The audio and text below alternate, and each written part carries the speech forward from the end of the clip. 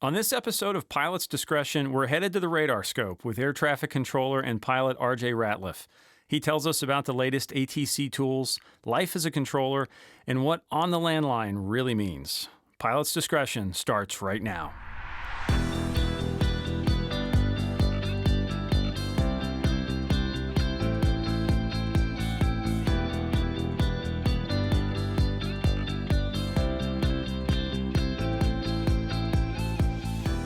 Welcome, everyone. I'm your host, John Zimmerman of Sporties. Today, I'm joined in the studio by RJ Ratliff. He has been an air traffic controller for over 20 years and is currently serving as a quality control support manager for the Indianapolis district.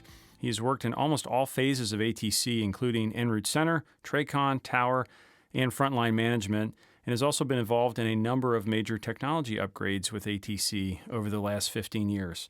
Last but certainly not least, RJ is an active GA pilot who flies a Cessna 172 in his local flying club, so he knows both sides of the mic. RJ, welcome to Pilot's Discretion. Thanks for having me. I'm going to correct you already. 17 years almost. Wow. Now. 17, not 20. So I don't want to round up just in case. Don't make me older. Don't undersell yourself. Come on now. So I have many questions to ask. Great. But let's start with technology, because there's been a lot of talk in the pilot world over the last 5 or 10 years about technology, next gen, ADS-B. I'm interested, what does that look like from your side of things? How has your job as a controller changed over the last 5 or 10 years? The major change that we've seen is the ADS-B technology. Believe it or not, the ADS-B feeds on the radar scope are relatively new. Those have been slower to adapt than the ADS-B requirements for pilots. Mainly because if everybody doesn't turn it on, what does it look like for us? Now that it is prevalent, it is amazing. And I can give an anecdotal story. We had a radar scheduled to go out, and we started setting up kind of our normal routine for what do you do when the radar goes out, adjusting flight patterns depending on how far the backup radar is to that field. And they turned off our radar. And we saw no difference. It really was amazing, the radar coverage that we instantaneously had to the ground, and it was our first test of that system. It's made radar coverage so much better in mountainous areas, southeastern Kentucky, the Rockies, most predominantly in Alaska. They were kind of the forefront of the ADS-B technology. Those were places we never had radar coverage, and now we have that. For you, the pilot, and myself, it is bringing an awareness into the cockpit that we have never seen. You're getting next-gen radar in your cockpit on your iPad. That is amazing.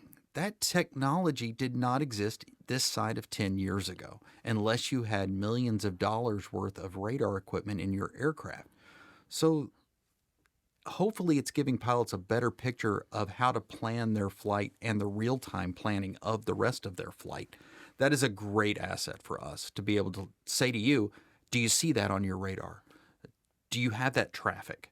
We still want you to get that traffic visually, but you also have that feed in your cockpit. So the ADS-B in and out technologies have been, that is the largest change that we've seen in my career at least. The Datacom technology that you mentioned, I was fortunate enough to be on the human factor study for how does Datacom work to the controller.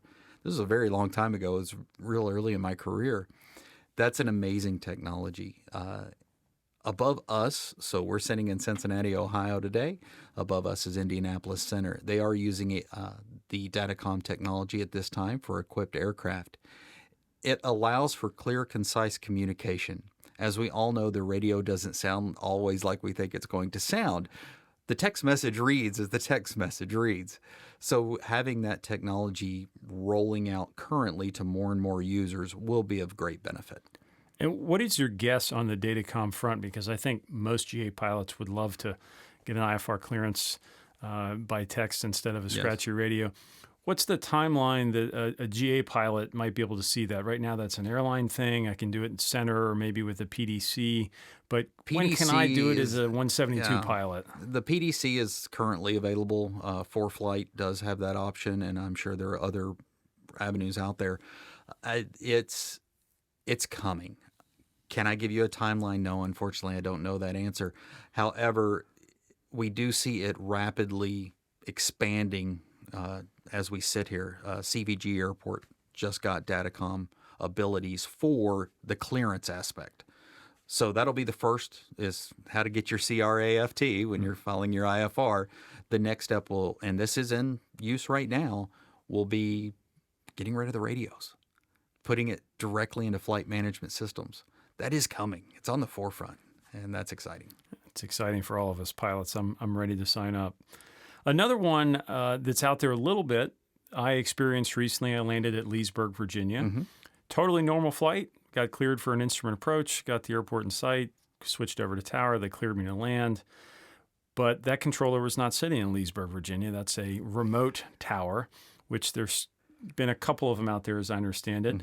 You think we'll see more of those, or is that going to be a niche thing for certain airports? That's a very good question.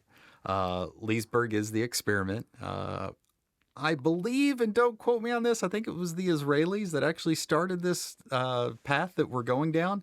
I think Leesburg is going very well. That's just what I have heard. If it proves to be an effective means of providing air traffic services to airports that wouldn't normally have them, then yes, I think it will be expanded. That's just my opinion, though. I hope to see that it is. Don't tell Sporties I said this, but I would love if Claremont County had a remote tower. So yes, I do think that will roll out if it proves successful. Are you clearing more flights direct with next gen and ADS-B and all this technology, or do we still have the same fundamental limitations on airspace and paved runways that's the choke point? Concrete is the largest choke point. That is for certain, especially in the Northeast corridor. When I say the Northeast corridor, I mean the New York market, the DC market, Chicago. Concrete's the major limiting factor. The other thing is airspace. A lot of what we do on the commercial side, especially air carrier, the cargo side, are airspace flow programs, traffic management programs that are making sure that no individual controller is getting overloaded. A lot of those routes are meant to help that, to make sure that no one person in the system is getting overloaded. On the GA side, non-jet, single engine aircraft, we're seeing almost exclusively direct at this point, unless there's active military airspace or something like that, or weather reroutes. On the low altitude side, flight level 230 and below, it is very common, and it's becoming more and more prevalent to see direct routes. Yeah, I've seen that myself, even going into Florida some days where it's shut down up high, but you can go down there in your 182 or your Cirrus and make it just fine. 100%, and that's what those airspace flow programs are great for. We call them AFPs. They do have altitude limits on them, so if you see a traffic management restriction going into Florida, especially, Florida's pretty prominent in the airspace restricted world just because of the shape of it. You will see those AFPs, and they will have a base altitude. So if you are flying a single engine prop, you're not going to get caught up in that because you're really out of the way. We asked and received a number of listener questions, so I have a whole slew of sort of common pilot ATC subjects here I'll just throw your way. Great. First of all, what do you want to hear on initial contact? Say I'm calling up for flight following, or I want to do a practice approach. Do you just want my tail number? Do you want the whole story? What do you want? First call? First call. I just want your tail number. So November 1, 2, 3, 4, 5, call me back. You don't need the whole story up front. Yes, November 1, 2, 3, 4, 5. And then the answer's usually going to be, at least for me, November 1, 2, 3, 4, 5, go ahead with your request. Then I want everything. But at first, you don't know what's going on the other side. Most controllers nowadays especially are working multiple frequencies at the same time, so you're not hearing the whole picture. I'm going to cut you off. The landline is real, people. We might be on the landline. It is a real thing. It's multiple lines to multiple facilities in your ear all at the same time. So it's always good just to give your call sign and listen. If I'm a student pilot, do you want to know that? Does that help you, or is that just extraneous? It does for me. I'm not going to speak for every controller out there on that. I like to know student. You only need to say it once. I don't need to hear it every time. I'm either going to write it down on a strip, write it down on a piece of paper, or just keep it in my mind. I could modify my data block to show student in some form. there are multiple ways that we have to remember that, but it doesn't hurt. How about pilot reports? There's been a push over the last few years, AOPA and others give pilot reports. Yes. I'm a believer in that. I'm a believer in the negative pilot report. Oftentimes we report when there's bad weather. Oh, I had a terrible ride, or there's moderate icing, but sometimes the negative icing or smooth ride or tops 5,000 can be just as valuable. So I love pilot reports. Do you love them as a controller? I'm obsessed with them. So you're okay if I give you a pilot report as long as the frequency is not overwhelmed? I'm okay if you give me a pilot report that you need to give me and the frequency is overwhelmed. Weather is the number one factor that we deal with in your profession and in my profession. Controller, pilot, weather is the most dangerous thing we deal with. It is the most concerning thing we deal with. I am sitting in a dimly lit, comfortable room with air conditioning working. My chair's pretty stable. Your chair's rocking up and down, side to side. It's raining. It's icing. I don't know. I could be, in some facilities, I could be 200-300 miles away from you. I could be more than that even if it's a center. So we don't know until you tell us. My area, what we call the Indianapolis District, it's Indianapolis Center and all terminal facilities underneath, has a big push for PIREPs right now, pilot reports. We've actually changed the weather forecast in this area because of the amount that we are receiving at this point. The National Weather Service sat in on a runway safety action team meeting out of Louisville Bowman Field. Small field, it's a reliever airport there in Louisville. Louisville, for you people that do not speak Kentucky. We'll get to that part. And the National Weather Service told us the difference that our PIREPs are making to weather forecast in our area. So pilot reports matter for more than you can even imagine because they have that much impact. But it's the only way we know what's really going on. Every single controller is required when they come on duty to do a pre-duty weather briefing. We watch a video that the Center Weather Service, there's actually meteorologists in the center, put together for all facilities, for all controllers. It is a requirement that we watch that video before we plug in for the day.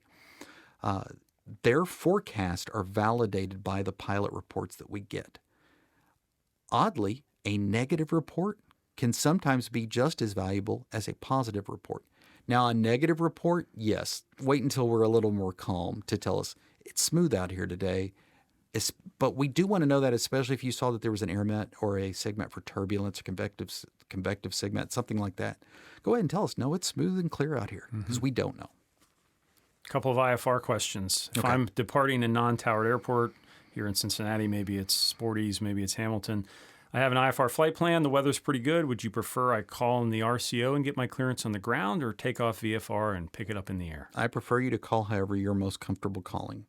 The most expeditious is in the air. If you're in the air, the first thing we're going to give you is your beacon code. We're not going to clear you at first. We're going to give you your beacon code, and you are to maintain VFR until you hear the words cleared. It is more expeditious. On the ground, you're sitting there and you're still, so it's probably a little safer for you. Either way is acceptable, but it's just how quickly do you want your clearance? Mm-hmm. A question on obstacle departure procedures, ODPs, which would get my nomination for the least understood topic in instrument flying, maybe. NOTAMs can beat them. So I've taken off, and I'm now talking to you at air traffic control. Should I ignore the ODP? Should I keep flying it? There seems to be this gray area with some pilots of it's not a departure procedure, but it's sort of published. Now I'm talking to you. What do I do? You're responsible for the safety of that aircraft. The obstacle departure procedure is designed for the safety of the aircraft. My recommendation would be comply with the ODP. In fact, if I'm recalling correctly, we have to use verbiage. Well, we do have verbiage. Advise that you can maintain your own terrain and obstruction clearance through altitude. You'll hear that sometimes, especially if there are ODPs involved. To me, though, I'm going to comply with that ODP as a pilot. because that is a safe way to get me out of the uncontrolled airspace into the controlled environment. Another thing you commonly hear is intercontrolled airspace heading, Right. stuff like that. That's all predicated to get you out of the traffic pattern first into safe altitudes. And I think some pilots maybe overlook that, but when you say intercontrolled airspace, the implication there is until you get there, it's on you and Correct. you're responsible, which some pilots maybe should remember that there's a little transition zone there where it's on the pilot, not ATC. Yes, correct. What does without delay mean? Oh boy. Without delay. Cleared for takeoff, runway 27 without delay, traffic 2 mile final. Does that mean Without delay technically means nothing. It is not in our book. There is expedite and there's immediate. It should be an immediate. You're cleared for immediate takeoff, cleared immediately. Expedite is a big one. Expedite. Without delay just means go, please go. Now, can I say no? Let's say I'm not ready and I cleared for You immediate can takeoff. always say no. So I can just say unable, holding short. Yes. If I'm deviating around weather, you mentioned earlier Datalink weather. I think more pilots than ever have Datalink weather on their screen in front of them. Would you rather I ask for 20 degrees right, 10 degrees left, or would you rather I call up and say, change the flight plan, direct boiler, direct destination? Doesn't matter. 6 of one, half a dozen of the other to us. The coordination between controllers, it's if you're in the en route environment, if you're talking to a center, they can do it via data block. So they can put 20 right, 20 left, or they can amend your route. A center controller has a lot more capabilities when it comes to weather reroutes and deviations in order to A, put a route in, and B, to coordinate that route. Terminal facilities, so if you're talking to the tower or approach or departure, that's a little more tricky. They would probably prefer 20 degrees left or right because putting a new route into the machine for them is a little more difficult and demanding. How about readbacks? One in particular that we get some questions on. Do I need to read back a Class B clearance? I'm VFR, I'm cleared through the Bravo. Do I need to read that back? I would say yes, because the controller is always expecting a readback. There are certain things you don't have to read back. If you ever, you don't have to read a transponder code back. If they tell you to squawk 1, 2, 3, 4, and you plug in 1, 2, 3, 4, you don't have to read that back because technically the action of you putting it in shows 1, 2, 3, 4. It still bothers controllers because you always want to hear a readback. It is our last chance to catch something that might have gone wrong. In my opinion, always read back as much as you can. We're going to take a quick break. We'll be back with some more questions. Perfect.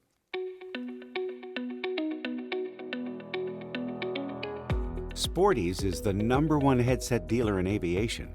With the guaranteed lowest prices, helpful advice from our team of pilots, and a no questions asked test flight guarantee. We'll give you 60 days to fly with your new headset. If you don't love it, send it back for an exchange or refund. To shop our full selection of headsets from Bose, Lightspeed, David Clark, and others, visit sportys.com/headsets. Now, back to Pilot's Discretion. We're back with RJ Ratliff, and let's talk now a little bit about life as a controller. For someone considering the career, which is hiring right now, Yes. What's your sales pitch for being a controller? It is an amazing career. It is challenging. It is rewarding. You're dealing with a lot every day, and there's a lot of job satisfaction when you get home. I love education, and I went back to school and got my MBA when I lived in Texas. And they ask around the room, how many people have quit from your company, your profession in the last 6 months? It might have been a year. People are going down the room, 20 people, 25 people, 12, 100. They're working at these corporations around the Dallas-Fort Worth area. And I go, 0. And the professor stopped and he said, "What do you mean 0?" And I go, not only have I never heard of an air traffic controller quitting, I can't even think about it. It just doesn't exist. Recently, there's been a little more change in that mentality, But still, the numbers are so low compared to the rest of the country and the world right now. Our attrition rate for certified controllers, for people that do make it through the training program, is almost zero. Wow. If that doesn't show you the pride that people have in our profession, I don't know what does. What do you wish you had known going in? Obviously, there's a huge learning curve on all professions, certainly this one maybe more than most. What would you like to go back and tell your younger self 15 years ago maybe? Oh, the schedule. I'm now in management, so I don't have to deal with the schedule as much. But the schedule can be brutal, the hours that you work. You have to realize planes fly 24/7. Controllers have to be there too.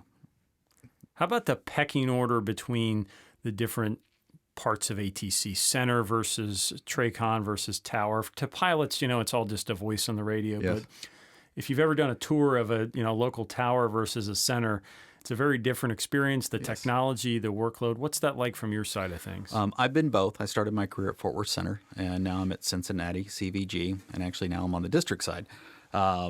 So I've had a very broad range of experiences when it comes to that. The centers have more technology at their disposal. Part of that is because they do need it. They're the backbone of the system, the backbone of what we call the NAS, the National Airspace System. It's called ERAM. It is the computer system that kind of runs everything. The terminals use another computer system called STARS. It is a very capable system, but it is limited in its capabilities just due to the nature of how the equipment is to be used. So the center kind of runs the whole thing. They've got the fun toys, and they have the traffic. Indianapolis Center does about 6,000 plus operations a day. Cincinnati's not a sixth of that. Your larger airports, Dallas-Fort Worth, is doing about 2,000 operations a day right now.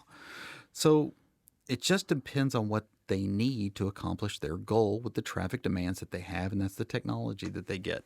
Pecking order, every single air traffic controller thinks they're the dog and nobody will admit they're the tail. That's the best way to put it. Sounds like pilots. Absolutely, absolutely. You're a pilot and a controller, Correct. as you mentioned, which is unusual, maybe more so now than 30 or 40 years ago. How do you approach your job differently, do you think, given that you can maybe visualize a little bit more what that voice on the other end is looking at right now? I think that's the biggest part, is the understanding, the knowing, realizing what I just told that pilot and how long it might take them to process that information. That's probably the biggest thing that I try to teach newer controllers especially, is to take that time, take that extra breath. Emergency situations also. There have been a lot of great stories out there recently in the news about controllers that do have pilot's license stepping in and helping out.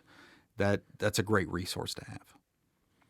Let's talk about, in closing here, before we get to our Ready to Copy segment, the not so fun part of the job, but another question that comes up. Yes. What's a Brasher notification? The Brasher warning. And when might a pilot receive one? Tell us about that. Possible pilot deviation, advise you call Cincinnati approach on 859, blah, blah, blah, blah, blah, blah. They're the words that no pilot ever wants to hear. And I'll be honest, controllers don't want to say. It's something that is a necessity in our job, though. It starts with possible. Remember that. Possible pilot deviation. There's a lot of research that goes on at that point. We have pretty rigid requirements in ours. We have what are called mandatory occurrence reports. Anytime that a route is deviating from what we show versus you, we're required to report that on these mandatory occurrence reports. If there is a discrepancy, that's when you're going to hear that phrase. If we ask to turn 20 right and you turn 20 left, that's required. If we tell you to climb to maintain 5,000 and you climb to 6, it's required. So it's all to make the system better. And I know it seems harsh sitting in the pilot seat when you're hearing those words. But once again, it's geared to make the system better. If we don't have the knowledge of what happened, and this could happen weeks, months later, that the FSDO calls the pilot and says, hey, tell us your side of the story. If we don't have that data to make the system better, then what kind of system do you have? So yes, it does seem harsh. Make that call. The person you talk to is probably not going to know or tell you very much. You're actually talking to the supervisor of the controllers or controller in charge. They're not going to have very much information to tell you, unfortunately. FSDO will call you later and talk about it then, but it is to make this system better. Now, how about on the other side of the coin? If I am unhappy with the service I got from ATC, or I've just got an idea to make it better, I'm not going to complain about the routing I got, but I see an opportunity as a pilot that something could be better. What's the best way to get that concern addressed? Who should I talk to? Call the facility. All the facility's phone numbers are in the AFD, the Green Book. Feel free to look in there. What's the facility phone number? Give the facility a call. When you call, you're probably going to be talking to an operations supervisor or a controller in charge. They might not be the person that has the answers for you, but they can take your name and number down and have the person that does have the answers give you a call. All right, RJ, it's time for our rapid fire ready to copy segment. This is where I'll throw out some somewhat random questions, and you give me your quick answer. Okay. So it gives me great pleasure to ask a controller, are you ready to copy? Can I grab a pen and paper? You mentioned it earlier, but a deep mystery for pilots. What does on the landline really mean? On the landline means you are literally on the phone line. Can I get a tour of approach or a tower these days? That sort of went away during COVID. Can I call up and do a tour of my local facility? Yes and no. It is at the discretion of the management of the building and the COVID level of the county right now, but yes. What's one mistake a pilot can make that is guaranteed to upset a controller? Deviating from altitude. And how much? So you mentioned earlier 5,000 to 6,000 is mandatory. How about 5,000 to 5,100? That probably won't be noticed. 300 is the buffer for Mode C. 300 will definitely, and it also depends on the proximity to other aircraft. If there's somebody 1,000 feet above you, it's going to set it off right away. Do you silently judge controllers when you're flying as a pilot? I don't silently do it. I do it out loud. And what is something as a pilot you wish controllers would be better at? What's your pet peeve as a pilot? Speaking slowly. Very good. I would agree with that wholeheartedly. Yeah. If anybody flies in the Northeast, it sometimes sounds like a Texas Sometimes cattle you say auction. more by speaking slower. Great advice. How about the difference between centers? We mentioned earlier difference between TRACON and center. Chicago Center versus Indy Center versus Salt Lake Centers. Are there different procedures? Are there different personalities between centers? Are there different personalities between Ohio and Kentucky? Imagine Chicago and Indy. That's a diplomatic but honest answer. What is one technology you wish you could invent that would make ATC's job easier? You get to defy the laws of physics and economics and just wave your wand and invent it. What would make your job easier? Weather go away.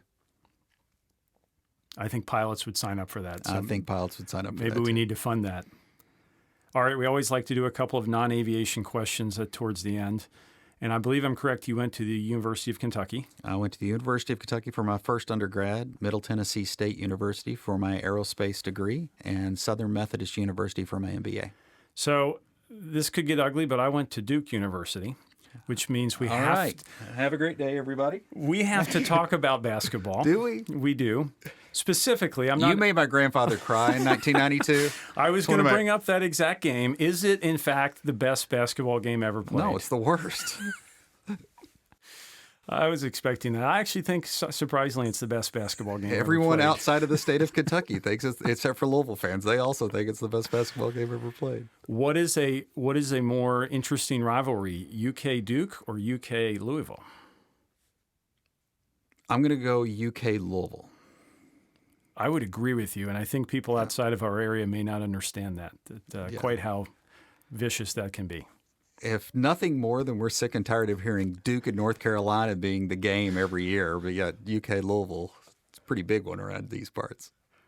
When you're not separating airplanes, you run a wine and gift business. My wife owns a wine, gift, and bourbon store. All right, so we need your tip.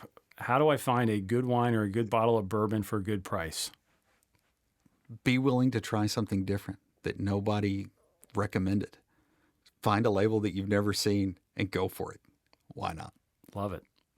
All right, our last question is always the same on pilot's discretion. RJ, you have one final flight. We want to know, what are you flying and where are you going? I'm a big fan of a Pilatus. but I really want to fly a Piaggio. So I'm going to take the Piaggio, and where are the wife and I going to go next? Probably the Maldives. That sounds like a great trip. Might have to stop a couple times for fuel. RJ, thanks for being on the podcast. Thanks for having me.